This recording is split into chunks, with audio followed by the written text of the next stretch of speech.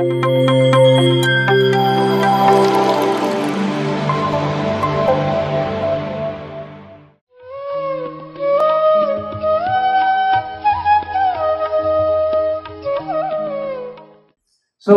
ಇದೆಲ್ಲ ಆಯಿತು.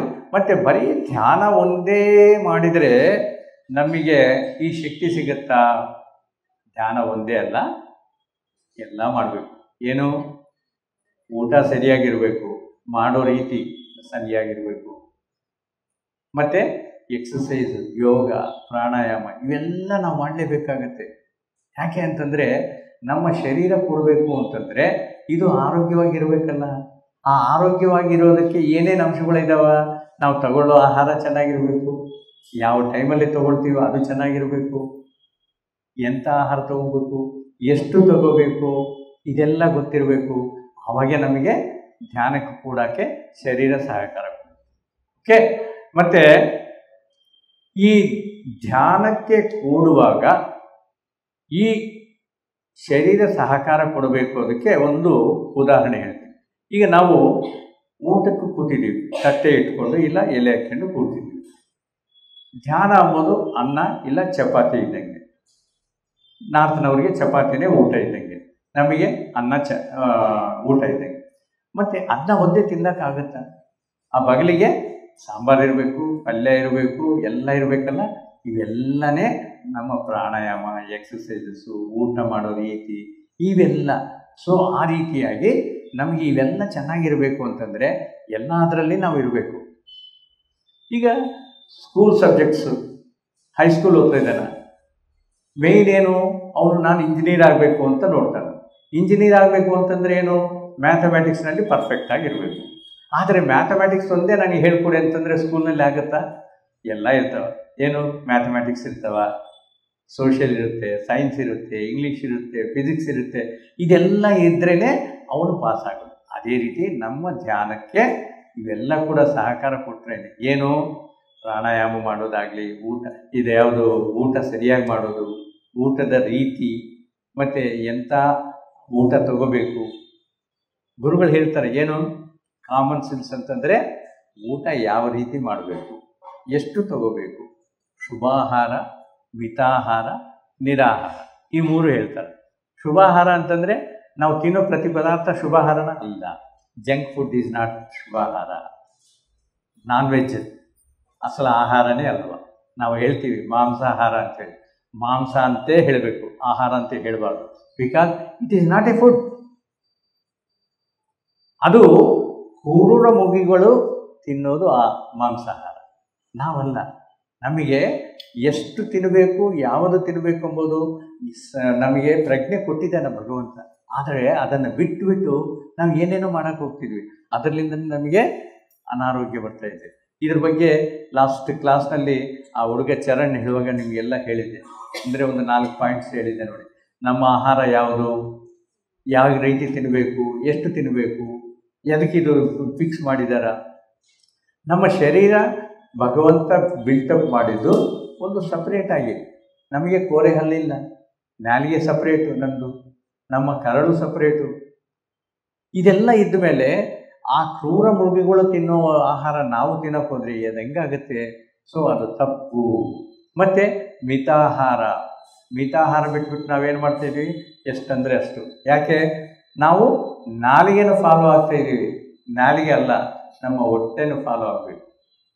ಈಗ ಹೊಟ್ಟೆ ಹೇಳುತ್ತೆ ನನಗೆ ಹಸುವಾಗ್ತಿದೆ ಏನನ್ನು ಕೊಡು ಅಂತೇಳಿ, ಆವಾಗ ತಿನ್ನಬೇಕು. ಆದರೆ ನಮ್ಮ ಅಭ್ಯಾಸ ಏನಾಗೋಗಿದೆ? Time pass. ವಾಸನೆ ಬರ್ತಾ ಇದೆ, ಈ ಮೂಗು ಹೇಳುತ್ತೆ ಟೇಸ್ಟ್ ಮಾಡೋ ಒಂದು ಅಂತೆ. ಇದು ರೆಡಿಯಾಗಿರುತ್ತೆ ನಾಲಿಗೆ, ನಾವು ಟೇಸ್ಟ್ ಮಾಡಿ, ಅದು ಚೆನ್ನಾಗಿದೆ ಕೊಡ್ದು ಬಿಡು. ರಾತ್ರಿ ತನಕ ಎಷ್ಟು ಬೇಕೋ ಅಷ್ಟೇ ಹೊಡೆಯೋದು. ಸರಿ, ಅಷ್ಟು ಹಾಕಿದ್ದೀವಿ, ಮತ್ತು ಸುಮ್ಮನೆ ಇರ್ತೀವ, ಮತ್ತು ಸಾಯಂಕಾಲ, ಮತ್ತು ರಾತ್ರಿ, ಈ ರೀತಿ ಆಗ್ತಾಯಿದ್ರೆ ನಮಗೆ ಡಿಸೈನ್ ಮಾಡಿದ್ದ ಆಹಾರ ತಗೊಳ್ಳೋದು ಬಿಟ್ಟು ಹೆಚ್ಚಿಗೆ ಆಹಾರ ತಗೊಂಡ್ರೆ ಏನಾಗುತ್ತೆ? ನಮಗೆ ಯಾವತ್ತೂ ಒಂದು ದಿವಸ ಆಹಾರ ಇರೋದಿಲ್ಲ. ಯಾಕೆ?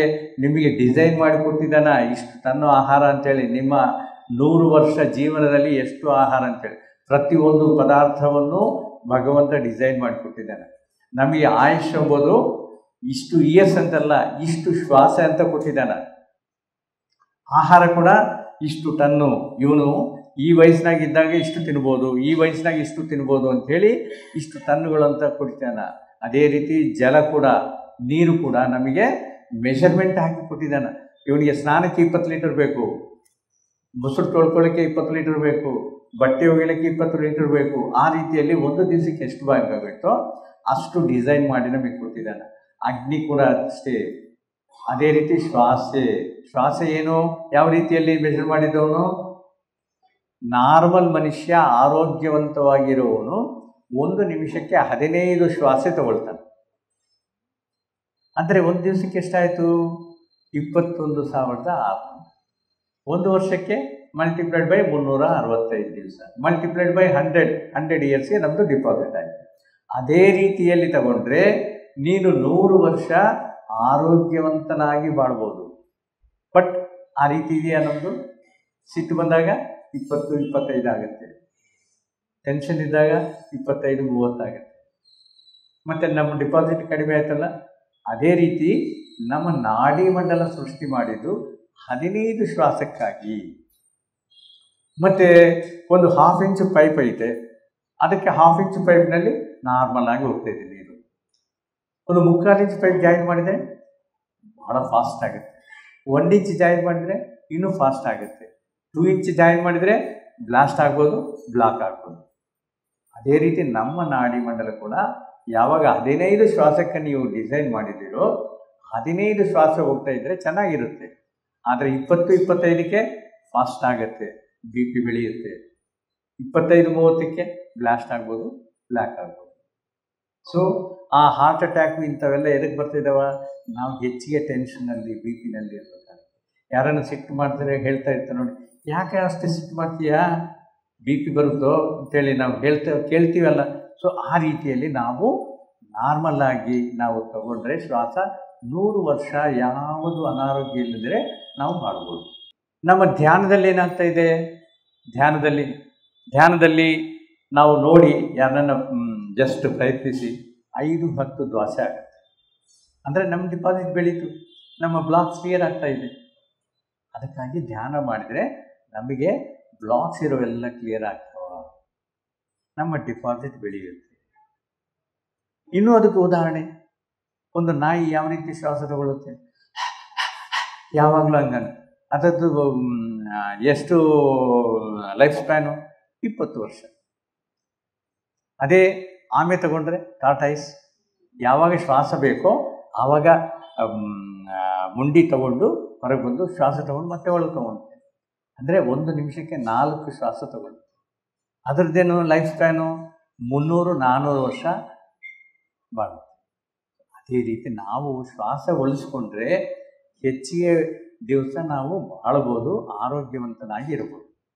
ಅದಕ್ಕಾಗಿ ಯಾವತ್ತೂ ಕಾಮಾಗಿರ್ತಾರಲ್ಲ, ಇಲ್ಲಿದ್ದರೆ ಈ ರೀತಿ ಆಗುತ್ತೆ ಅಂತೇಳಿ ಋಷಿ ಮುನಿಗಳು ಹಿಮಾಲಯಕ್ಕೆ ಹೋಗಿ ತಪಸ್ಸು ಮಾಡ್ತಾರೆ. ಅದಕ್ಕಾಗಿ ಅವ್ರದ್ದು 150 ವರ್ಷ, 200 ವರ್ಷ, 500 ವರ್ಷ ಯಾರು ಹೆಚ್ಚಿಗೆ ಶ್ವಾಸ ತಗೊಳ್ಳಲ್ಲೋ ಅವ್ರದ್ದು ಲೈಫ್ ಸ್ಪ್ಯಾನ್ ಹೆಚ್ಚಿಗೆ ಆಗುತ್ತೆ. ನಮಗೆ ಇಂಥ ವಿದ್ಯೆ ಹೇಳಿಕೊಟ್ಟಿದ್ದ ಈ ಪತ್ರಿಜಿ, ನಾವು ಈ ರೀತಿ ಧ್ಯಾನ ಮಾಡಿದರೆ ಇಷ್ಟು ಶ್ವಾಸ ಕಡಿಮೆ ಆಗ್ತಾವಂತ ಇಂಡೈರೆಕ್ಟಾಗಿ ನಮಗೆ ಹೇಳ್ಕೊಟ್ಟಿದ್ದಾರಲ್ಲ. ಮತ್ತು ಅವ್ರಿಗೆ ಇನ್ನೊಂದು ಸಲ ಚಪ್ಪಾಳೆ. ಸೊ ಇದು ನಮಗೆ ಧ್ಯಾನದಿಂದ ಆಯಿತು. ಮತ್ತು ಇನ್ನೂ ಆರೋಗ್ಯ ಪಡೆಯುವ ಇನ್ನೂ ಅಂಶಗಳು ಏನಿದಾವ? ನಮ್ಮ ಈ ಶರೀರದಲ್ಲಿ ಕೆಲವೊಂದು ಆರೋಗ್ಯಕರವಾದ ಹಾರ್ಮೋನ್ಸ್ ರಿಲೀಸ್ ಆಗಬೇಕು ಅಂತಂದರೆ ನಾವು ಮಾಡೋ ಕೆಲಸಗಳಲ್ಲಿ ಆ ಆರೋಗ್ಯ ನಾವು ಆ ಹಾರ್ಮೋನ್ಸ್ ತಗೋಬೇಕು. ಓಕೆ, ಯಾವ ರೀತಿ? ಈಗ ನಮ್ಮ ಮನೆಯಲ್ಲಿ ಒಂದು ಫಂಕ್ಷನ್ ನಡೀತಾ ಇದೆ, ನಾವು ಒಂದು ಗ್ರೇಡ್ ಇರಬೇಕಲ್ಲ, 20-30 ಸಾವಿರ ಖರ್ಚು ಮಾಡ್ತೀವಿ. ಆದರೆ ನಾವು ಹೇಳಿದ ಮೇಲೆ, ರಿಕ್ವೆಸ್ಟ್ ಮಾಡಿ ಹೇಳಿದ ಮೇಲೆ, ಒಂದು ವೃದ್ಧಾಶ್ರಮಕ್ಕೋ ಅನಾಥಾಶ್ರಮಕ್ಕೋ ಒಂದು 10% ಖರ್ಚು ಮಾಡಿಯಪ್ಪ, ಇಲ್ಲಿ ಬರೋರೆಲ್ಲ ಹೊಟ್ಟೆ ತುಂಬಿದ್ದವರೇ ಬರ್ತಾರ, ವೇಸ್ಟ್ ಮಾಡ್ತಾರೆ, ಅದಕ್ಕಾಗಿ ನೀವು ಆ ರೀತಿ ಮಾಡಿ ಅಂತ ಹೇಳಿದರೆ ಅವರು ಒಂದು 10%, ಅಂದರೆ ಏನು, 20,000 30,000 ಖರ್ಚು ಮಾಡೋದರಲ್ಲಿ ಒಂದು 10% ಅಂದರೆ 3,000 ಆಯಿತು. 3,000 ಚೆಕ್ ಬರೆದು ಕೊಟ್ಟರು ವೃದ್ಧಾಶ್ರಮಕ್ಕೆ.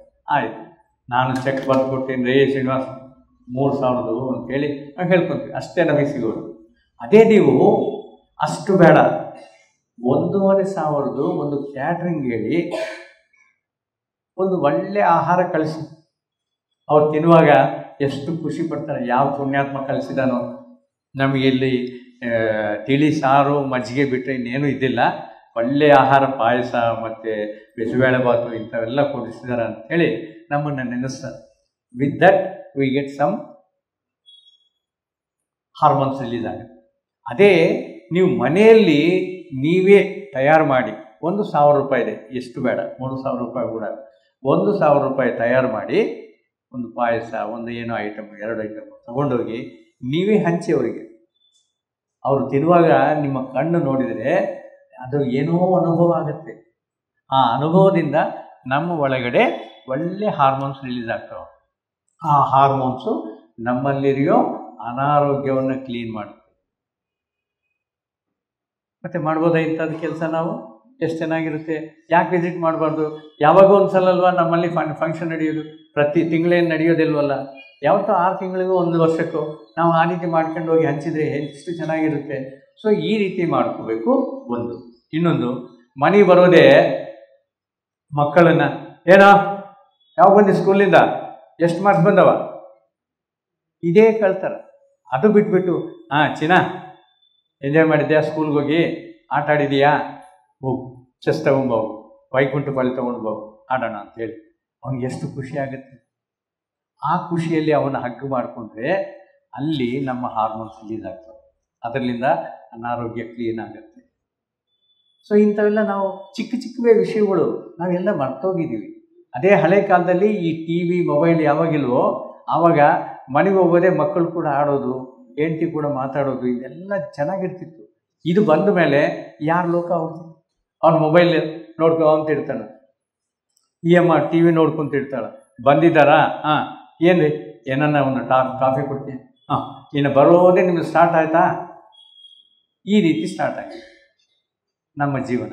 ಅದು ಬಿಟ್ಟುಬಿಟ್ಟು ಮನೆಗೆ ಬರೋದೇ ಖುಷಿಲಿಂದ ಎಲ್ಲರೂ ಫ್ಯಾಮಿಲಿ ಒಂದು ಮಾತಾಡಿಕೊಂಡು ಒಂದು ಆಟ ಆಡೋದು, ಒಂದು ಇದು ಮಾಡಿದರೆ ಆ ಹಾರ್ಮೋನ್ಸ್ ರಿಲೀಸ್ ಆಗಿ ನಮ್ಮ ಅನಾರೋಗ್ಯವೆಲ್ಲ ಕ್ಲೀನ್ ಆಗ್ತಾ ಹೋಗುತ್ತೆ. ಸೊ ಇದು ಮಾಡಬೇಕಾಗಿದೆ. ಇನ್ನೊಂದೇನು, ಆ ಚಿಕ್ಕ ಮಕ್ಕಳಿದ್ದಾರಲ್ಲ, 5 ವರ್ಷ 10 ವರ್ಷದ ಕೆಳಗಿರೋರಿಗೆ ನೀವು ಯಾವಾಗ ಪ್ರೀತಿಯಿಂದ ಮಾತಾಡ್ತೀರೋ ಅದು ಅವನಲ್ಲೇ ರೆಕಾರ್ಡ್ ಆಗಿ ನಮ್ಮ ಅಪ್ಪ ಅಮ್ಮ ಇಷ್ಟು ಪ್ರೀತಿಯಿಂದ ನೋಡ್ಕೊಂಡಿದ್ದಾರ, ನಾವು ಅವ್ರನ್ನ ಈ ರೀತಿ ನೋಡ್ಕೋಬೇಕು ಅಂತೇಳಿ ನಮ್ಮನ್ನು ವೃದ್ಧಾಶ್ರಮಕ್ಕೆ ಹಾಕೋದಿಲ್ಲ, ಮನೆಯಲ್ಲೇ ಇಟ್ಕೊಂಡು ನೋಡ್ಕೊತಾರೆ. ಇಲ್ಲ ಅಂತಂದರೆ ನಾವು ದುಡ್ಡು ಕೊಟ್ಬಿಟ್ಟು ಬರೋದೆ, ನಿನಗೇನಪ್ಪ ಏನು ಬೇಕಾಗಿದೆ, ಒಂದು ಪ್ಯಾಡ್ ಬೇಕಾಗಿದೆ, ಸರಿ ದುಡ್ಡು ತಗೋ, ಆ ದುಡ್ಡು ತಗೋ ಅಂಥೇಳಿ ದುಡ್ಡು ಕೊಟ್ಟು ಅವನು ಪ್ರೀತಿ ಮಾಡಿಸ್ತಾ ಇದ್ದೀವಲ್ಲ, ಅದೇ ಅವನಿಗೆ ರೆಕಾರ್ಡ್ ಆಗಿರುತ್ತೆ. ಇವರಿಗೆ ದುಡ್ಡು ಕೊಟ್ಟು ವೃದ್ಧಾಶ್ರಮಕ್ಕೆ ಹಾಕಿದರೆ ನಮ್ಮ ಎಂಜಾಯ್ಮೆಂಟ್ ನಾವು ಮಾಡ್ಕೋಬೋದು ಅಂಥೇಳಿ ಅವನಿಗೆ ಮನಸ್ಥಿತಿ ಬರುತ್ತೆ. ಅದು ಬೇಕು ಅಂತಂದರೆ ಆ ರೀತಿ ಮಾಡಿರಿ. ಇಲ್ಲ ಅಂತಂದರೆ ಪ್ರೀತಿಯಿಂದ, ಮತ್ತೆ ಡಿಸಿಪ್ಲಿನ್ ಬಿಡಬಾರ್ದು, ಡಿಸಿಪ್ಲಿನ್ ಇರಲೇಬೇಕು. ಈಗ ನೀವು 100 ರೂಪಾಯಿ ಕೊಟ್ಟಿದ್ದೀರಾ ಒಂದು ಪಾಕೆಟ್ ಮನಿಗೆ ಅಂತ, 100 ರೂಪಾಯಿ ಯಾವ ರೀತಿ ಖರ್ಚು ಮಾಡಿದಾನಂತೇಳಿ ಮತ್ತೆ ಪ್ರೀತಿಯಿಂದ ಕೇಳಬೇಕು. ಏನಪ್ಪ ಏನು ತಿಂದು, ಇಂಥವು ತಿಂದಿದೆಯಾ, ಅದರಲ್ಲಿ ಇಷ್ಟು ನೆಗೆಟಿವ್ ಇದೆ ನೋಡಮ್ಮ, ನಿನ್ನಿಷ್ಟ. ಆಮೇಲೆ ಈಗ ಫಾರ್ ಎಕ್ಸಾಂಪಲ್ ಕೋಕಾ ಕೋಲಾ ಕುಡಿತಿದ್ದೆ, ನಾವೇನು ಹೇಳಬೇಕು, ಕೋಕಾ ಕೋಲಾ ಕುಡಿಬಾರ್ದು ಅಂತಂದರೆ, ನಮ್ಮ ಹೀರೋ ಮಹೇಶ್ ಬಾಬು ಕುಡಿತಾನ, ಕೊಹ್ಲಿ ಕುಡಿತಾನ, ಇಷ್ಟೆಲ್ಲ ಶಕ್ತಿ ಬರುತ್ತಂತ ಹೇಳಿ ಅವನ್ನೆಲ್ಲ ಹೇಳಕ್ಕೆ ಹೋಗ್ತಾನೆ. ನಾವು ಅದೇ ಏನು ಮಾಡಬೇಕು, ಇವತ್ತು ನಾನು ಒಂದು ಕೋಕಾ ಕೋಲಾ ಕುಡಿತೀನೋ, 2 ತಗೊಂಬಾರೋ ಅಂತೇಳಿ ಕಳಿಸ್ತೀನಿ. ತಗೊಬಂದೆ 2, ಒಂದು ಪಾತ್ರೆಯಲ್ಲಿ ಹಾಕಿ ಬಿಸಿ ಮಾಡಿ, ಇದು ಡಾಂಬರ್ ಥರ ಆಗುತ್ತೆ, ಲೋಡ್ಗೆ ಹಾಕೋ ತಾರ ಥರ ಅವನಿಗೆ ತೋರಿಸಿ, ನೋಡಪ್ಪ ನೀನು ಕುಡಿಯೋ ಕೋಕಾ ಕೋಲಾ ಹೀಗಿದೆ ಅಂತ. ಹೌದಪ್ಪ, ಇದು ನನಗೆ ಗೊತ್ತೇ ಇಲ್ಲ, ಈ ರೀತಿ ಇದೆಯಾ, ನಾನು ಫ್ರೆಂಡ್ಸ್ಗೆಲ್ಲ ಹೇಳ್ತೀನಿ, ನಾನು ಇನ್ನು ಇವಾಗಲಿಂದ ಕುಡಿಯೋದಿಲ್ಲ, ಅವ್ರ ಬಾಯಿಲಿಂದನೇ ಬಂದ್ಬಿಡುತ್ತೆ. ಸೊ ಆ ರೀತಿ ಪ್ರಾಕ್ಟಿಕಲ್ ಆಗಿ ಏನಾಗುತ್ತೋ ನಾವು ತೋರಿಸ್ಬೇಕು. ಅದೇ ಕುರ್ಕುರೆ ಒಂದು ಪ್ಯಾಕೆಟ್ ತೊಗೊಂಬಾರೋ, ಒಂದು ಬೆಂಕಿ ಹಚ್ಚಿ ಅದಕ್ಕೆ ಕೈಯಲ್ಲಿ ಹಿಡ್ಕೊಳ್ಳಿ, ಲಾಸ್ಟದು ಸುಡೋದಿಲ್ಲ, ಅದು ಪ್ಲಾಸ್ಟಿಕ್. ನೋಡಪ್ಪ ಈ ಪ್ಲಾಸ್ಟಿಕ್ ಇದೆ, ಮತ್ತು ಇಂಥ ಆಹಾರ ನಾವು ತಿನ್ಬೋದಾ ಅಂತೇಳಿ ಕೇಳಿದರೆ ಅವನು ಹೇಳ್ತಾನೆ, ಹೌದಪ್ಪ ಇವಾಗಲಿಂದ ಇದು ತಿನ್ನಬಾರ್ದು, ನಾನು ಫ್ರೆಂಡ್ಸ್ಗೆ ಹೇಳ್ತೀನಿ ಅಂತ. ಸೊ ಈ ರೀತಿ ಪ್ರತಿಯೊಂದು ಪದಾರ್ಥ ನಮಗೆ ಅದು ರಾಂಗ್ ಅನಿಸಿದ ಮೇಲೆ ಅವನಿಗೆ ತಿನ್ನಬೇಡ ಅಂತ ಹೇಳಬಾರ್ದು, ಪ್ರಾಕ್ಟಿಕಲ್ ಆಗಿ ತೋರಿಸ್ಬೇಕು. ಸೊ ಈ ರೀತಿ ನಾವು ಮಕ್ಕಳನ್ನ ಬೆಳೆಸೋದರಲ್ಲಿ ಪ್ರೀತಿಯಾದ ಡಿಸಿಪ್ಲಿನ್ ಇರಬೇಕಾಗಲಿ, ಒಂದೇ ಡಿಸಿಪ್ಲಿನು, ಒಂದೇ ಪ್ರೀತಿ. ಏನೋ ಅವ್ನಿಗೆ ಇಷ್ಟ ಅಂತೇಳಿ ಏನೇನೋ ಕೊಟ್ಬಿಟ್ವಿ, ಅವನೇನೇನೋ ಮಾಡ್ತಾ ಹೋದರೆ ಆಮೇಲೆ ಏನಾಗುತ್ತೆ? ಇವತ್ತು ನೋಡ್ತಾ ಇದ್ದೀವಿ, ಫ್ರೆಂಡ್ಶಿಪ್ನಲ್ಲಿ ಡ್ರಗ್ಸ್ ಅಡಿಕ್ಟ್ ಆಗಿರೋದು, ಎಲ್ಲೆಂದರಲ್ಲಿ ತಿರುಗೋದು, ಇವೆಲ್ಲ ಆಗ್ತವೆ. ಅದು ಆಗಬಾರ್ದು ಅಂತಂದರೆ ಡಿಸಿಪ್ಲಿನ್ ಇರಬೇಕು, ಪ್ರೀತಿ ಇರಬೇಕು. ಈ ರೀತಿ ನಾವು ಮಕ್ಕಳು ನೋಡಿಕೊಂಡ್ರೆ ಅವರು ಸೀನಿಯರ್ ಸಿಟಿಜನ್ ಅಲ್ಲ, ಎಷ್ಟು ದೊಡ್ಡವರಾದ್ರೂ ನಮ್ಮನ್ನು ನೆನಪಿನಲ್ಲಿ ಇಟ್ಕೊಂಡು ನಮ್ಮನ್ನು ಚೆನ್ನಾಗಿ ನೋಡ್ಕೊಳ್ತಾರೆ. ಇದು ಬೇಕೇ ಬೇಕಾ? ಇಲ್ಲ. ಇನ್ನು ಪ್ರತಿಯೊಬ್ಬರು ಮಿತಾಹಾರ ಅಂತ ಇದೀವಲ್ಲ, ಮಿತಾಹಾರ ಅಂತಂದರೆ ಟೇಸ್ಟಿಗೆ ಬಂದಿರೋದು ಮಿತಾಹಾರ ಆಗಲ್ಲ, ಅದು ಪೂರ್ತಿ ಹೊರಟು ಬಿಡ್ತೀವಿ. ಮಿತಾಹಾರ ಅಂತಂದರೆ ಹೊಟ್ಟೆಗೆ ಎಷ್ಟು ಬೇಕೋ ಅಷ್ಟು ತಿನ್ನೋದು ನಾವು ಕಲಿಬೇಕು. ಅದು ಬಿಟ್ಬಿಟ್ಟು ನಾವು ಹೆಚ್ಚಿಗೆ ಹಾಕೋದಲ್ಲ. ಈಗ ಅದಕ್ಕೂ ಒಂದು ಉದಾಹರಣೆ ಕೊಡ್ತಾ ಇದ್ದೀನಿ. ಈಗ ಎಲ್ಲರ ಮನೆಗಳಲ್ಲಿ ಮಿಕ್ಸಿ ಐತೆ, ಒಂದು ಅರ್ಧ ಒಂದು ಪದಾರ್ಥ ಹಾಕಿಬಿಟ್ಟು ನೀವು ಮಿಕ್ಸಿ ತಿರುಗಿಸಿದ್ರೆ ಚೆನ್ನಾಗಿ ನಡೆಯುತ್ತೆ. ಅದೇ ಮುಕ್ಕಾಲು ಹಾಕಿದರೆ 75% ಸೌಂಡ್ ಬರುತ್ತೆ ತಿರುಗೋದ್ರಲ್ಲಿ, ಫುಲ್ ಹಾಕಿದರೆ ತಿರುಗೋದೇ ಇಲ್ಲ. ಸೊ ಈ ನಮ್ಮ ಹೊಟ್ಟೆ ಕೂಡ ಅದೇ ರೀತಿಯಲ್ಲಿ ನಮ್ಮ ಮಿತಾಹಾರ ತಗೊಂಡ್ರೆ ಡೈಜೆಷನ್ ಚೆನ್ನಾಗಿರುತ್ತೆ. ಇಲ್ಲಿವರೆಗೆ ತಗೊಂಡಿದ್ದೀವಿ, ಭಾಳ ಕಷ್ಟ ಆಗುತ್ತೆ. ಅದೇ ಫುಲ್ ತಿಂದಿದ್ದೀವಿ ಬಫೆ ಸಿಸ್ಟಮ್ನಲ್ಲಿ, ಏನು ತಿಂದಿದ್ದೀವೋ ಗೊತ್ತಾಗಲ್ಲ, ಮಾತಾಡ್ಕೊಂತ ಮೊಬೈಲ್ ನೋಡ್ಕೊತ ಟಿ ವಿ ನೋಡ್ಕೊತ ಆಗ್ತಾಯಿದ್ದೀವಿ. ಇದೇನೋ ಒಂದು ಡಸ್ಟ್ಬಿನ್ ಏನೋ ಅಂಥೇಳಿ ಫುಲ್ಲು ತುಂಬಿದ ಮೇಲೆ ಬಿಡ್ತೀವಿ. ಮತ್ತು ಏನಾಗುತ್ತೆ? ಅನಾರೋಗ್ಯ ಅಲ್ಲಿಂದನೇ ಸ್ಟಾರ್ಟ್, ಇಂಡೈಜೆಷನ್. ಸೊ ಅದಾಗಬಾರ್ದು ಅಂತಂದರೆ ಮಿತಾಹಾರ ತಿನ್ನಬೇಕು. ಮತ್ತು ಯಾವಾಗ ತಿನ್ನಬೇಕು, ಎಷ್ಟು ತಿನ್ನಬೇಕು, ಅದು ಪ್ರಜ್ಞೆಯಲ್ಲೇ ಇಟ್ಕೋಬೇಕು. ಅಂತಂದರೆ ನಿಮಗೆ ಒಂದು ಸಿಂಪಲ್ ಉದಾಹರಣೆ ಯಾವತ್ತಿಗೂ ಜ್ಞಾಪಕ ಇಟ್ಕೊಳ್ಳೋ ರೀತಿ ಒಂದು ಹೇಳ್ತೀನಿ. ನಮ್ಮ ದೇಶಕ್ಕೆ ರಾಜಧಾನಿ ಯಾವುದು? ಡೆಲ್ಲಿ. ಡೆಲ್ಲಿಯಿಂದ ಒಳ್ಳೆ ಆರ್ಡರ್ಸ್ ಬಂದರೆ ಎಲ್ಲರಿಗೂ ಖುಷಿ, ಒಳ್ಳೆ ಫೈನಾನ್ಸು ಅಲ್ಲಿಂದನೇ ಬರಬೇಕು, ಎಲ್ಲ ಸ್ಟೇಟ್ಸು ಖುಷಿ ಖುಷಿಯಾಗಿರ್ತವೆ. ಮತ್ತು ನಮ್ಮ ಈ ಶರೀರಕ್ಕೆ ಡೆಲ್ಲಿ ಯಾವುದು? ನಮ್ಮ ಬಾಯಿ.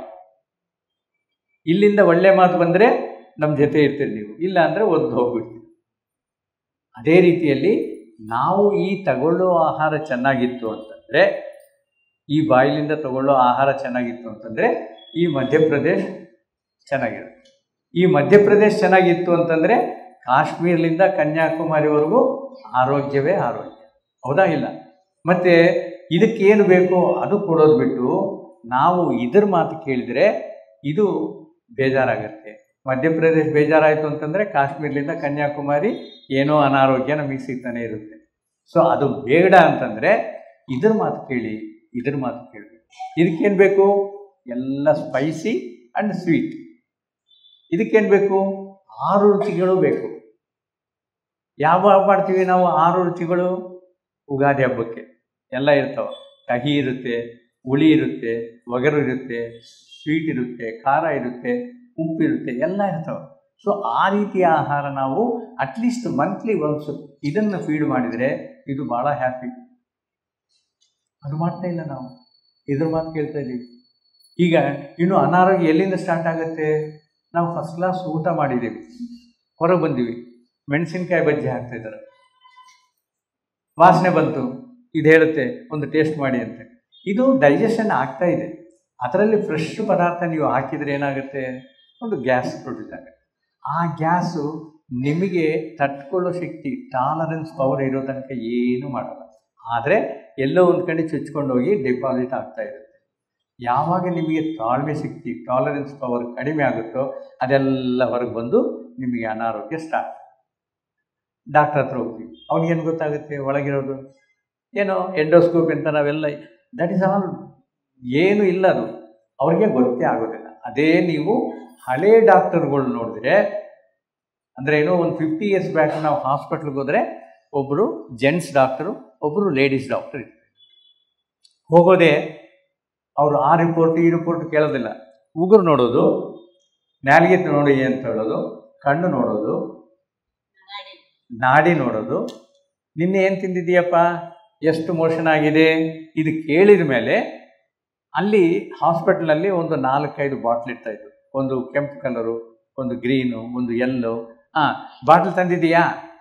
ಹೋಗಿ 3 ಹೊತ್ತಿಗೆ 3 ದಿವಸಕ್ಕೆ ಅಲ್ಲಿ ಹಾಕಿಕೊಡ್ತಾನೆ, ತೊಗೊಂಡು ಒಂದು 4 ಟ್ಯಾಬ್ಲೆಟ್ ಏನಾರು ಇದ್ದರೆ ಅವನ ಹತ್ರ ಕೊಡು. ಅದಕ್ಕೆ ವಾಸಿ ಆಗುತ್ತೆ. ಇವತ್ತು ನಾವು ಹಾಸ್ಪಿಟ್ಲಿಗೆ ಎಂಟ್ರ್ ಆದರೆ ಡಾಕ್ಟ್ರು ಕೇಳೋದಿಲ್ಲ, ರಿಸೆಪ್ಷನಿಸ್ಟೇ ಕೇಳ್ತಾರೆ, ನಿಮ್ಮದು ಬಿ ಪಿ ಚೆಕ್ ಮಾಡ್ಬೇಕ್ರಿ, ನಿಮ್ಮದು ಶುಗರ್ ರಿಪೋರ್ಟ್ ತೊಗೊಂಬನ್ನಿ, ಎಕ್ಸ್ರೇ ತೊಗೊಂಬನ್ನಿ, ಅಲ್ಲೇ 2,000 ಆಯಿತು. ಮತ್ತು ಅಲ್ಲಿ ಡಾಕ್ಟ್ರ್ ಹತ್ರ ಹೋಗೋದೆ ಈ 2,000 ಕಟ್ಟಿದ್ದದಕ್ಕೆ ಆ ಬಿ ಪಿ ಇನ್ನೂ ಸ್ವಲ್ಪ ಹೆಚ್ಚಿಗೆ ಆಗುತ್ತೆ. ಅವನು ಇವೆಲ್ಲ ಏನೂ ಕೇಳೋದಿಲ್ಲ, ಆ ರಿಪೋರ್ಟ್ ಮೇಲೆ ಡಿಪೆಂಡ್ ಆಗಿ ಯಾವುದೋ ಒಂದು ಔಷಧ ಬರೆದುಕೊಡ್ತಾನೆ. ಸೊ ಇದು ವೈದ್ಯ ಸರಿನಾ? ಯೋಚನೆ ಮಾಡಿ. ಅದಕ್ಕಾಗಿ ನಾವು ಹೋಮಿಯೋಪತಿ, ಆಯುರ್ವೇದ, ಯುನಾನಿ, ಸಿದ್ಧ ಎಂಬೋ ನಮ್ಮ ಪ್ರಾಚೀನ ಕಾಲದ ವೇದಗಳಲ್ಲಿ ಏನು ಬರೆದಿದ್ದಾನೋ ಅದನ್ನು ನಾವು ಫಾಲೋ ಮಾಡಿದರೆ ಕ್ಲಿಯರ್ ಆಗುತ್ತೆ. ಇನ್ನೂ ಒಂದು ಸಿಂಪಲ್ ಕಂಪ್ಯಾರಿಸನ್ ತೋರಿಸ್ತೀನಿ ನೋಡಿ. ಈಗ ಅಲೋಪತಿ ಮೆಡಿಸಿನ್ ಒಂದು ಮಾಡಬೇಕು ಅಂತಂದರೆ ರಿಸರ್ಚ್ ಲ್ಯಾಬ್ನಲ್ಲಿ ನಡೆಯುತ್ತೆ. ಏನು, ಒಂದು ಪ್ರಾಣಿನ ತೊಗೊಂಡೋಗ್ತಾರೆ, ಒಂದು ಕಪ್ಪೆ ಇಲ್ಲ ಒಂದು ಇಲಿಯನ್ನು ತೊಗೊಂಡೋಗಿ ಅದಕ್ಕೆ ರೋಗ ಇರೋ ಒಂದು ಪದಾರ್ಥವನ್ನು, ಬ್ಯಾಕ್ಟೀರಿಯಾನ ಹಚ್ಚಿಸ್ಬಿಟ್ಟು ಅದರ ಮೇಲೆ ಒಂದು ಕೆಮಿಕಲ್ ಕಾಂಬಿನೇಷನ್ ಅದರಲ್ಲಿ ಬಿಡ್ತಾರೆ. ಅದು ಸರಿ ಆಯಿತು, ಆ ರೋಗ ಹೋಯಿತು, ಡಿಸೀಸ್ ಹೋಯಿತು. ಇಮಿಡಿಯೇಟ್ಲಿ ಡಿಕ್ಲೇರ್ ಮಾಡ್ತಾರೆ, as this medicine is suitable for cancer, this medicine is suitable for stomach ache ಅಂತೇಳಿ ಡಿಸೈಡ್ ಮಾಡಿ ಅವನು ಹೊರಗೆ ಕಳಿಸ್ತಾನೆ. ಇನ್ನು ಈ ಪಬ್ಲಿಸಿಟಿ, ಈ ರೆಪ್ರೆಸೆಂಟೇಟಿವ್ಸ್ ಇವರೆಲ್ಲ ಇದ್ದಾರಲ್ಲ, ಈ ರೆಪ್ ಬಂದಿದ್ದಾನೆ ಅಂತಂದರೆ ನಮಗೆ ಇವತ್ತು ಈ ಮನೆಗೆ ಫ್ರಿಜ್ ಬರುತ್ತೆ ಅಂತೇಳಿ ಡಾಕ್ಟರ್ ಗ್ಯಾರಂಟಿ. ಯಾಕೆ? ಅವನು ಕೊಟ್ಟಿದ್ದ ಮೆಡಿಸಿನ್ ನಾವು ಬರಿಬೇಕಲ್ಲ, ಅದು ಎಂಥದಂಬೋದು ಬೇಡ. ಒಂದು ರಿಲೀಸ್ ಆಯಿತು, IMCನಲ್ಲಿ, ಇಂಡಿಯನ್ ಮೆಡಿಕಲ್ ಕೌನ್ಸಿಲ್ನಲ್ಲಿ ಅಪ್ರೂವ್ ಆಯಿತು, ಅವನು ಸ್ಟಾರ್ಟ್ ಮಾಡ್ತಾನೆ. ಮತ್ತು ಅವನು ಮಾಡಿದ್ದು ಎದರ ಮೇಲೆ ಪ್ರಯೋಗ? ಒಂದು ಸಣ್ಣ ಪ್ರಾಣಿ ಮೇಲೆ, ಇಲಿ ಮೇಲೇನೋ ಫ್ರಾಗ್ ಮೇಲೇನೋ. ಮತ್ತು ಅದರದ್ದು DNA ನಿಮ್ಮ DNA ಒಂದೇನಾ? ಮತ್ತು ಅದು ನಮಗೆ ಹೆಂಗೆ ಸೂಟ್ ಆಗುತ್ತೆ ಎಂಬುದು ನಾವು ಒಂದು ಯೋಚನೆ ಮಾಡ್ತೀವಿ. ಈಗ ನಮ್ಮ ಶರೀರ ಏನಿದು ಪಂಚಭೂತಗಳಿಂದ ತಯಾರಾಗಿದೆ. ಆ ಕೆಮಿಕಲು ಮಾನವ ತಯಾರು ಮಾಡಿದೆ. ಅದು ಹೋಗೋದೇ ಏನಪ್ಪ ಇದೇನೋ ಪ್ರಾಣಿ ಬಂದಿದೆ, ಭೂತ ಬಂದಿದೆ ಅಂಥೇಳಿ ಸ್ವಲ್ಪ ಕನ್ಫ್ಯೂಸ್ ಆಗಿಬಿಟ್ಟು ನಮ್ಮ ಜೀರ್ಣ ಅವಯವಗಳೆಲ್ಲ ಅದನ್ನು ಯಾವುದೋ ಒಂದು ರೀತಿಯಲ್ಲಿ ಡೈಜೆಸ್ಟ್ ಮಾಡಿಕೊಂಡು ಹೊರಗೆ ಕಳಿಸ್ಬಿಟ್ಟು. ಈಗ ಆಯುರ್ವೇದ ಮೆಡಿಸಿನ್ ಯಾರು ತೆಗೆದಿದ್ದು? ವೇದಗಳಲ್ಲಿ ನಮ್ಮ ಋಷಿ ಮುನಿಗಳು ಬರೆದಿದ್ದು. ಯಾವಾಗ ಬರೆದಿದ್ದಾರ?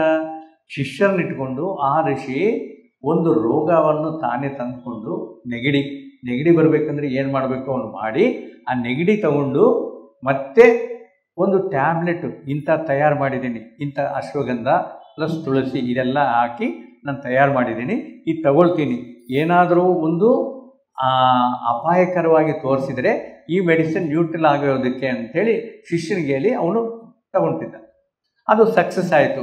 ಇಲ್ಲ, ಸಕ್ಸಸ್ ಆಗಿಲ್ಲ. ಬೇರೆ ಕಾಂಬಿನೇಷನಲ್ಲಿ ಸಕ್ಸಸ್ ಆಯಿತು. ಆವಾಗ ಅದು ಗ್ರಂಥದಲ್ಲಿ ಬರೆದು ನಮಗೆ ಇಟ್ಟಿದ್ದಾರೆ. ಮತ್ತು ಅಂಥ ಪದಾರ್ಥವನ್ನು ನ್ಯಾಚುರಲ್ ಆಗಿ ನೈಸರ್ಗಿಕವಾಗಿ ತಯಾರಾಗಿದ್ದ ಆ ಮೆಡಿಸಿನ್ ನಾವು ತಗೊಂಡ್ರೆ ಹೊಟ್ಟೆಯಲ್ಲಿ ನಮ್ಮ ಡೈಜೆಷನ್ ಆರ್ಗನ್ಸ್, ಓ ನಮ್ಮ ಫ್ರೆಂಡ್ ಬರ್ತಾ ಇದ್ದಾನ ನಮಗೆ ಸಹಾಯ ಮಾಡೋದಕ್ಕೆ ಅಂತೇಳಿ ಖುಷಿಯಾಗಿರ್ತವೆ. ಮತ್ತು ಅದು ಒಳ್ಳೆಯದಾ, ಇದು ಒಳ್ಳೆಯದಾ ಯೋಚನೆ ಮಾಡಬೇಕು. ಮತ್ತು ಅದು 3 ದಿವಸದಲ್ಲಿ ಅದರದ್ದು ಪ್ರಭಾವ ಒಂದು ಬಾಂಬ್ ಥರ ತೋರಿಸಿ, ನಮ್ಮ ಲಿವರ್ನಲ್ಲಿ ಪ್ರಾಬ್ಲಮ್ ಇದ್ದರೆ ಲಿವರ್ ಬ್ಯಾಕ್ಟೀರಿಯಾನು ಮತ್ತು ಬಗಲಿಗೆ ಪ್ಯಾಂಕ್ರಿಯಾಸು, ಗಾಲ್ ಬ್ಲಾಡರ್ ಏನಿದಾವೋ ಅದಕ್ಕೆಲ್ಲ ಡ್ಯಾಮೇಜ್ ಮಾಡ್ತಾ ಹೋಗುತ್ತೆ ಅಲೋಪತಿ ಮೆಡಿಸಿನ್. ಅದೇ ಹೋಮಿಯೋ ಇಲ್ಲ ಆಯುರ್ವೇದ ಏನು ಮಾಡುತ್ತೆ? ಪರ್ಟಿಕ್ಯುಲರ್ ಆಗಿ ಯಾವುದು ಕೆಟ್ಟು ಬ್ಯಾಕ್ಟೀರಿಯಾ ಅದೆಯೋ ಅದರ ಮೇಲೆ ಪ್ರಭಾವ ತೋರಿಸುತ್ತೆ, ಅದನ್ನು ಮಾತ್ರ ಕ್ಲೀನ್ ಮಾಡುತ್ತೆ ಅದು. ಅದಕ್ಕಾಗಿ ಒಂದು 10-15 ದಿವಸ ಆಗ್ಬೋದು. ಮತ್ತು ನಮ್ಮ ಧ್ಯಾನ ಏನು ಮಾಡ್ತಾ ಇದೆ? ಈ ಧ್ಯಾನದಿಂದ ಬಂದಿದ್ದ ದೈವಿಕ ಶಕ್ತಿ ಆ ಕೆಟ್ಟು ಬ್ಯಾಕ್ಟೀರಿಯಾನು ಒಳ್ಳೆ ಬ್ಯಾಕ್ಟೀರಿಯಾಗಿ ಕನ್ವರ್ಟ್ ಮಾಡ್ಕೊಳ್ತಾ ಇದೆ. ಇದಕ್ಕೆ ಸಮಯ ಬೇಕು, 40 ದಿವಸ. ಅದಕ್ಕಾಗಿ ಧ್ಯಾನದಿಂದ ನಮ್ಮ ರೋಗಗಳು ನಾವು ಕಳ್ಕೋಬೋದು. ಆದರೆ ಒಂದು 40 ದಿವಸ ಟೈಮ್ ಬೇಕಾಗುತ್ತೆ. ನಾವು ಜಸ್ಟ್ ತಗೊಳ್ಳೋದೆ 1 ವಾರ ಧ್ಯಾನ ಮಾಡಿಬಿಟ್ಟು, ಏನ್ರಿ ನಾವು ನನ್ನ ಮಂಡಿನ ಹೋಗಿಲ್ಲ, ನನಗೆ ನಿದ್ದೆ ಬರ್ತಾ ಇಲ್ಲ, ಇವೆಲ್ಲ ಹೇಳ್ಕೊಂಡ್ರೆ ಹೆಂಗಾಗುತ್ತೆ? ಸೊ ಅದಕ್ಕೆ ಸಮಯ ಬೇಕಲ್ಲ. ಆ ದೈವಿಕ ಶಕ್ತಿ ಅದನ್ನು ಕನ್ವರ್ಟ್ ಮಾಡ್ಕೊಳ್ತಾ ಇದ್ದಾಳೆ ಕೆಟ್ಟು ಬ್ಯಾಕ್ಟೀರಿಯಾನ, ಅದಕ್ಕಾಗಿ ಸಮಯ ಬೇಕಾಗುತ್ತೆ. ಸೊ ನಾವು ಈ ಧ್ಯಾನದಿಂದ ಈ ರೀತಿಯಾಗಿ ಉಪಯೋಗ ಪಡೆಯುವುದು. ಇಲ್ಲ ಅಂತಂದರೆ ಆಯುರ್ವೇದ ಮೆಡಿಸಿನ್ ತೊಗೊಂಡ್ರೆ ಒಂದು 15 ದಿವಸದಲ್ಲಿ ನಾವು ಅದನ್ನು ಸೆಟ್ರೇಟ್ ಮಾಡ್ಕೋಬೇಕು. ಅಷ್ಟೇ ಆಗಿ ನಾವು ಅಲೋಪತಿ ಮೆಡಿಸಿನ್ಗೆ ಹೋದರೆ ಅದು ಇದ್ದಿದ್ದ ರೋಗವನ್ನು ಇನ್ನೂ ಒಂದು ಸೈಡ್ ಎಫೆಕ್ಟ್ ಆಗಿ ಒಂದು ಒಂದಕ್ಕೊಂದು ಫ್ರೀ ಥರ. ಈಗ ಶುಗರ್ ಪೇಷಂಟು ಡಾಕ್ಟರ್ ಹತ್ರ ಹೋದರೆ ಒಂದು ಮೆಡಿಸಿನ್ ಬರೆದು ಕೊಡ್ತಾರೆ, ಒಂದು ತಿಂಗಳಾದಮೇಲೆ ಬನ್ನಿ ಅಂತ. ಒಂದು ತಿಂಗಳಾದಮೇಲೆ ಸರ್ ಏನು ಕಮ್ಮಿ ಆಗಿಲ್ಲ ಸರ್ ಅಂತಂದರೆ ಇನ್ನೊಂದು ಸ್ವಲ್ಪ ಹೈ ಡೋಸ್ ಮಾಡ್ತಾರೆ. ಅದು ಆದಮೇಲೆ ಆಗಲ್ಲ ಅಂತಂದರೆ ಇದು ದಿನಾಲೇ ತೊಗೊಳ್ತಾ ಇದ್ರಿ, ಎಷ್ಟು ದಿವಸ ಸರ್? ಲೈಫ್ ಲಾಂಗ್ ತೊಗೋಬೇಕು. ಒಂದು 3 ತಿಂಗಳಾಗೋದೆ ಅವನಿಗೆ ಒಂದು ಫ್ರೀ ಬರುತ್ತೆ, ಗ್ಯಾಸ್. ಆ ಗ್ಯಾಸ್ಗಾಗಿ ಮತ್ತೆ ಗ್ಯಾಸ್ ಡಾಕ್ಟ್ರ್ ಹೋಗ್ತಾನೆ. ಈ 2 ಮೆಡಿಸಿನ್ ತೊಗೊಳ್ಳೋದೆ BP ಫ್ರೀ ಬರುತ್ತೆ. ಸೊ ಈ ರೀತಿ ಆಗ್ತಾ ಇದೆ ನಮ್ಮ ಜೀವನ. ವೈದ್ಯನ ಹತ್ರ ಹೋದರೆ ನಮಗೆ ಒಂದಕ್ಕೊಂದು ಫ್ರೀ ಬರ್ತಾ ಇದೆ, ಆಗಲಿ ನಮಗಿರೋದು ಹೋಗ್ತಾ ಇಲ್ಲ. ಸೊ ನಾವು ಧ್ಯಾನನ ನಂಬಿಕೊಂಡು ಯಾವಾಗ ನಾವು ಮಾಡ್ತೀವೋ ಯಾವುದು ಆಯುರ್ವೇದ ಆಗಲಿ ಹೋಮಿಯೋ ಆಗಲಿ ಯಾವುದು ಬೇಕಾಗಿಲ್ಲ, ಆದರೆ ಸಪೋರ್ಟ್ಗಾಗಿ ತಗೋಬೇಕು. ಇನ್ನು ಸ್ವಲ್ಪ ಅಂದರೆ ಏನು, ಇದು 40 ದಿವಸದಲ್ಲಿ ಆಗುತ್ತಲ್ಲ, ನಾವು 25 ದಿವಸ ಧ್ಯಾನ ಮಾಡಿಕೊಂಡು ಸಪೋರ್ಟ್ ಆಫ್ ಆಯುರ್ವೇದ ಇಲ್ಲ ಹೋಮಿಯೋ ತಗೊಂಡ್ರೆ ಸೆಟ್ರೇಟ್ ಆಗುತ್ತೆ. ಸ್ವಲ್ಪ ಒಂದು 10 ದಿವಸ ಮುಂದೆನೇ ನಾವು ಕ್ಲಿಯರ್ ಮಾಡ್ಕೋಬೋದು.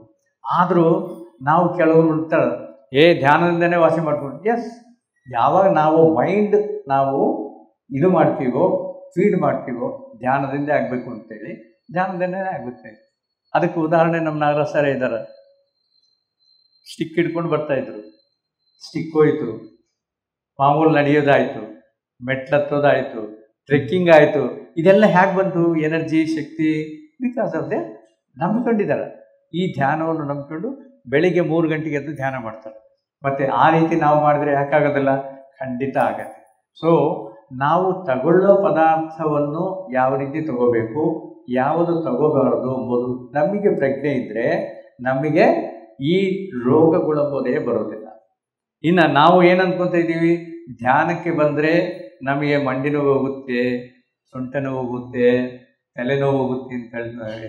ಅದಲ್ಲ, ಧ್ಯಾನ ಗುರುಗಳು ಹೇಳಿಕೊಟ್ಟಿದ್ದು ನಿಮ್ಮ ಅನಾರೋಗ್ಯ ವಾಸಿ ಮಾಡಿಕೊಳ್ಳೋಕ್ಕಲ್ಲ. ನಾವು ಯಾರು, ನಾನು ಎದಕ್ಕೆ ಜನ್ಮ ತಗೊಂಡಿದ್ದೀನಿ, ನಾನು ಏನು ಮಾಡಬೇಕು ಎಂಬುದು ತಿಳಿಸ್ಕೊಳ್ಳೋದಕ್ಕೆ ನಾವು ಈ ಧ್ಯಾನ ಕಲ್ತಿದ್ದೀವಿ. ಅಷ್ಟೇ ಆಗಲಿ ಮಂಡಿ ನೋವು, ಸೊಂಟಿ ನೋವು ನೀವೇನು ಅದ್ರ ಬಗ್ಗೆ ಯೋಚನೆ ಮಾಡೋದು ಬೇಕಾಗಿಲ್ಲ, ಆಟೋಮೆಟಿಕ್ಕಾಗಿ ಹೋಗ್ತವೆ.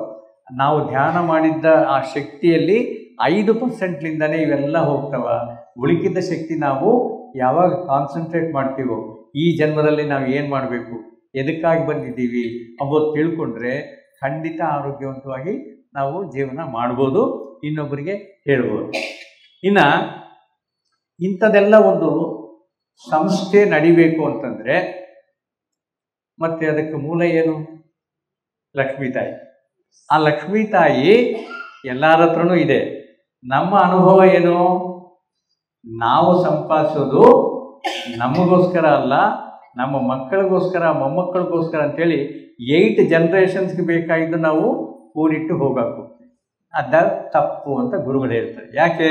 ಈಗ ಒಂದು ಕೆರೆ ಇದೆ, ಕೆರೆಗೆ ಒಂದು ಲೆವೆಲ್ಸ್ ಇರ್ತಾವಲ್ಲ, ಒಂದು ಲೆವೆಲ್ನಲ್ಲಿ ನೀರು ಈ ಬೆಳೆ ಬೆಳೆಯೋದಕ್ಕೆ ಕೆನಾಲ್ಸ್ ಹೋಗ್ತಾವಲ್ಲ, ಅದಕ್ಕೆಲ್ಲ ಬಿಡ್ತೀವಿ.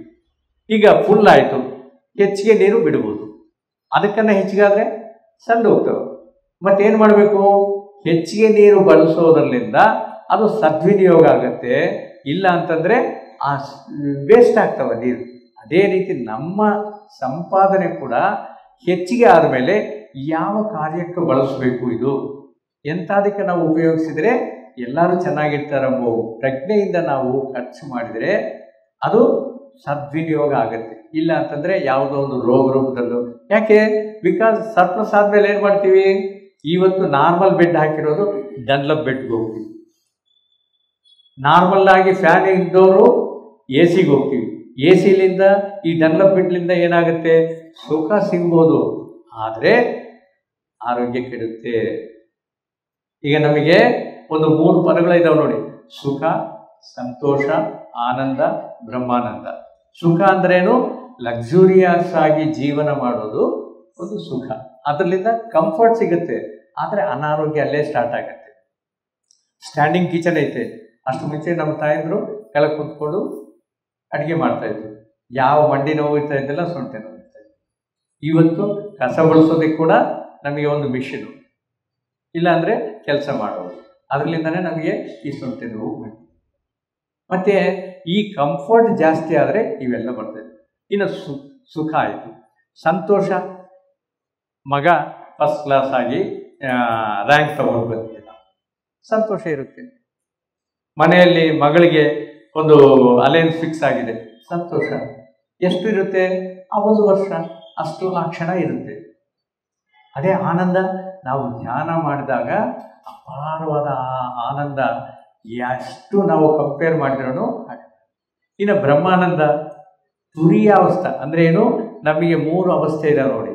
ಎಚ್ಚರಿಕೆಯಿಂದ ಇರೋದು ನಾವು ಈಗ ಮಾತಾಡ್ತೇವೆ. ಸಬ್ಕಾನ್ಷಿಯಸ್ ಯಾವುದು? ಸುಷುಪ್ತಾವಸ್ಥೆ ಅಂತಾರೆ. ಅಂದರೆ ಏನು? ಒಂದು 5-10 ನಿಮಿಷ ಆದಮೇಲೆ ಎಷ್ಟೋ ಆನಂದ ಇರುತ್ತೆ, ತಿಳಿತಾ ಇರುತ್ತೆ, ಎಲ್ಲ ಮಾತಾಡೋದು, ಫ್ಯಾನು ತಿರುಗೋದು ಎಲ್ಲ ಇರುತ್ತೆ. ಆದರೆ ಕಣ್ತೆಗಕ್ಕೆ ಇಷ್ಟ ಆಗಲ್ಲ, ಅಷ್ಟು ಬ್ಲಿಸ್ಡ್ ಕಂಡೀಷನಲ್ಲಿ ಇರ್ತೀವಲ್ಲ, ಅದನ್ನು ಸಬ್ಕಾನ್ಷಿಯಸ್ ಸುಷುಪ್ತಾವಸ್ಥೆ ಅಂತಾರೆ. ಇನ್ನು ತುರಿಯಾವಸ್ಥೆ ಅಂತಾರೆ, ಸೂಪರ್ ಕಾನ್ಷಿಯಸ್. ಒಂದು 2 ಗಂಟೆ ಧ್ಯಾನ ಮಾಡಿದ್ದೀವಿ, ಸಡನ್ನಾಗಿ ಕಣ್ ತೆಗೆದಿವಿ, ಏನ್ರಿ ಇದು ಅರ್ಧ ಗಂಟೆ ಅಂದ್ಕೊಂಡೆ 2 ಗಂಟೆ ಆಗೋಯ್ತಲ್ಲ, ದಟ್ ಈಸ್ ಸೂಪರ್ ಕಾನ್ಷಿಯಸ್. ಆ ಸೂಪರ್ ಕಾನ್ಷಿಯಸ್ ತುರಿಯಾವಸ್ಥೆಯಲ್ಲಿ ನಾವು ಎಷ್ಟು ಅಂದರೆ ಏನು? ಆಸ್ಟ್ರಲ್ ಟ್ರಾವೆಲು ಮತ್ತು DNA ಚೇಂಜಿಂಗು ಇವೆಲ್ಲ ತುರಿಯಾವಸ್ಥೆಯಲ್ಲಿ ನಡೀತವೆ. ಸೊ ಈ ಧ್ಯಾನದಲ್ಲಿ ನಮಗೆ ಏನು ಬೇಕೋ ಅದೆಲ್ಲ ಈ ರೀತಿ ಸಿಗುತ್ತೆ ಅಂತೇಳಿ ಹೇಳ್ತಾರೆ. ಮತ್ತು ಇದನ್ನು ನಾವು ಪಡಿಬೇಕು ಅಂತಂದರೆ ಖಂಡಿತ ಯಾವುದೇ ಟೈಮಲ್ಲಿ ಯಾವುದೇ ಜಾಗದಲ್ಲಿ ಕುಂತ್ಕೊಂಡು ಕಣ್ಣು ಮುಚ್ಕೊಂಡು ಧ್ಯಾನ ಮಾಡ್ಬೋದು. ಅವಕಾಶ ಸಿಕ್ಕರೆ ಪಿರಮಿಡ್ ಕ್ಯಾಪು, ಇಲ್ಲ ಅಂತಂದರೆ ಅಲ್ಲೇ ಇದು ಮಾಡ್ಬೋದು. ಓಕೆ. ಮತ್ತು ಇದು ತಪ್ಪದಂಗೆ ನಮ್ಮ ಜೀವನದಲ್ಲಿ ಒಂದು ಭಾಗ ಮಾಡ್ಕೋಬೇಕು. ನಾವೇನು ಅಂದ್ಕೊತೀವಿ? ಹಬ್ಬ ಆದಮೇಲೆ ಶುರು ಮಾಡೋಣ, ಮತ್ತು ಶಿವರಾತ್ರಿ ಆದಮೇಲೆ ಸ್ಟಾರ್ಟ್ ಮಾಡೋಣ, ಹೊಸ ವರ್ಷ ಏಪ್ರಿಲಲ್ಲಿ ಬರುತ್ತೆ ಆವಾಗಲಿಂದ ಸ್ಟಾರ್ಟ್ ಮಾಡೋಣ. ಅಲ್ಲ, ನಾವು ತಿನ್ನೋದೇನೋ ಪೋಸ್ಟ್ಪೋನ್ ಮಾಡ್ತೀವ, ಇಲ್ಲ ಉಗಾದಿವರೆಗೂ ಉಪವಾಸ ಇರೋಣ ಅಂತೇಳಿ. ಸೊ ಅದೇ ರೀತಿ ನಮ್ಮ ಜೀವನಚರ್ಯದಲ್ಲಿ ಒಂದು ಭಾಗ ಮಾಡ್ಕೋಬೇಕು ಇಂಥ ಧ್ಯಾನವನ್ನು. ಆವಾಗೇ ನಮಗೆ ಇದರದ್ದು ಬೆನಿಫಿಟ್ಸ್ ನಾವು ಪಡಿಬೋದು. ಮತ್ತು ಈಗ ಎಲ್ಲರಿಗೂ ಸ್ವಲ್ಪ ಕೇಳ್ತಾ ಇದ್ದಾನ, ಅದಕ್ಕೆ ಅವಕಾಶ ಕೊಡೋಣ. ಸೊ ನಮ್ಮ ವಿರೂಪಾಕ್ಷನ ರಿಕ್ವೆಸ್ಟ್ ಮಾಡ್ತಾ ಇದ್ದೀನಿ, ಇನ್ನೇನು ಇದ್ದರೆ ಅನೌನ್ಸ್ ಮಾಡಬೇಕು ಅಂತೇಳಿ. ಸೊ ಇನ್ನು ಏನು ಅಂತಂದರೆ, ಇಲ್ಲಿ ಅಂದರೆ ಏನು? ಈ ಪಿರಮಿಡ್ ಆಧ್ಯಾತ್ಮ ಧ್ಯಾನಾಲಯದಲ್ಲಿ ಮೆಂಬರ್ಶಿಪ್ ಯಾರಾದರೂ ಆಗಿಲ್ಲ ಅಂತಂದರೆ ದಯಮಾಡಿ ತಿಂಗಳ 500 ರೂಪೀಸ್ ಕೊಟ್ಟು ಮೆಂಬರ್ ಆಗಿ ಇದನ್ನು ಉದ್ಧಾರ ಮಾಡಬೇಕು ಅಂತೇಳಿ ನಾವು 100% ಆಗಿ ಹೃದಯಪೂರ್ವಕದಿಂದ ನಮ್ಮನ್ನು ಪ್ರಾರ್ಥಿಸುತ್ತಿದ್ದೀವಿ. ಅದು ಮಾಡಿಕೊಂಡ್ರೇ ನಾವು ಪ್ರತಿ ವಾರ ಇಂಥ ಕಾರ್ಯಕ್ರಮಗಳನ್ನು ನಡೆಸೋದು, ಇನ್ನೂ ಡೆವಲಪ್ಮೆಂಟ್ ಆ್ಯಕ್ಟಿವಿಟೀಸ್ ನಾವು ತರೋದಕ್ಕೆ ಅನುಕೂಲ ಆಗುತ್ತೆ ಅಂತ ನಾವು ಎಲ್ಲರನ್ನೂ ಪ್ರಾರ್ಥಿಸುತ್ತಿದ್ದೀವಿ. ಧನ್ಯವಾದ. ಪ್ರತಿ ವರ್ಷ ನವೆಂಬರ್ನಲ್ಲಿ ನಮ್ಮ ಪಿರಮಿಡ್ ವ್ಯಾಲಿನಲ್ಲಿ ಇನ್ನೊಂದು ಸಂಭ್ರಮ ನಡೆಯುತ್ತೆ, ಮ್ಯೂಸಿಕ್ ಫೆಸ್ಟಿವಲ್ ಅಂತೇಳಿ. ಅಂದರೆ ಏನು? ವಾದ್ಯಕಾರರನ್ನು ಇಂಟರ್ನ್ಯಾಷನಲ್ ಲೆವೆಲ್, ನ್ಯಾಷನಲ್ ಲೆವೆಲ್ನಲ್ಲೆಲ್ಲ ನಮ್ಮ ಪ್ರೆಸಿಡೆಂಟ್ ಆದ ಗಣೇಶ್ ಅಂತೇಳಿ ವಯೋಲಿನಿಸ್ಟು ಎಲ್ಲರಿಗೆ ಪರಿಚಯ ಇರುತ್ತೆ. ಪ್ರತಿಯೊಂದು ಕಾರ್ಯಕ್ರಮದಲ್ಲಿ ಅವರೇ ವಯಲಿನ್ ನಡೆಸ್ತಾ ಮತ್ತು ಕಾರ್ಯಕ್ರಮ ನಡೆಸ್ತಾರೆ. ಅವರು ಬೇರೆ ಬೇರೆ ದೇಶಗಳಿಂದ, ಬೇರೆ ಬೇರೆ ಸ್ಟೇಟ್ಗಳಿಂದ ಇಂಪಾರ್ಟೆಂಟ್ ವೈದ್ಯಕಾರರನ್ನು ಕರೆಸಿ ಒಂದು ಸಂಭ್ರಮ ನಡೆಸ್ತಾರೆ. ಒಂದು 4 ದಿವಸ ನಡೆಯುತ್ತೆ. ಸೊ ಅದನ್ನು ಕೂಡ ತಾವು ನೆನಪಲ್ಲಿ ಇಟ್ಕೊಂಡು ಅದಕ್ಕೆಲ್ಲ ನಿಮಗೆ ಪ್ಯಾಂಪ್ಲೆಟ್ಸು ಮತ್ತು ಸಂದೇಶಗಳು, ಮೆಸೇಜಸ್ಸು ಎಲ್ಲ ನಿಮಗೆ ಬರ್ತಾವ. ಅದನ್ನು ಸ್ವಲ್ಪ ಖಾಲಿ ಇಟ್ಕೊಂಡಿರಿ. ನವೆಂಬರ್ನಲ್ಲಿ ಒಂದು 4 ದಿವಸ ಕಾರ್ಯಕ್ರಮನ ಖಂಡಿತವಾಗಿ ಅಟೆಂಡ್ ಆಗಬೇಕು ಅಂತ ನಾವು ಪ್ರಾರ್ಥಿಸ್ತೀವಿ.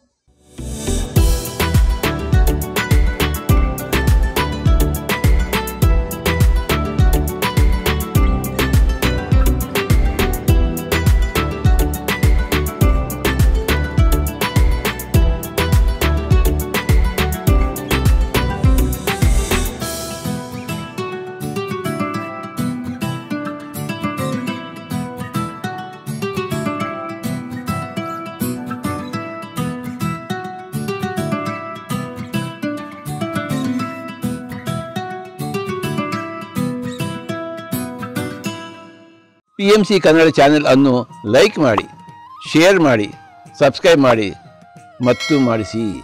ಎಲ್ಲರಿಗೂ ಧನ್ಯವಾದಗಳು.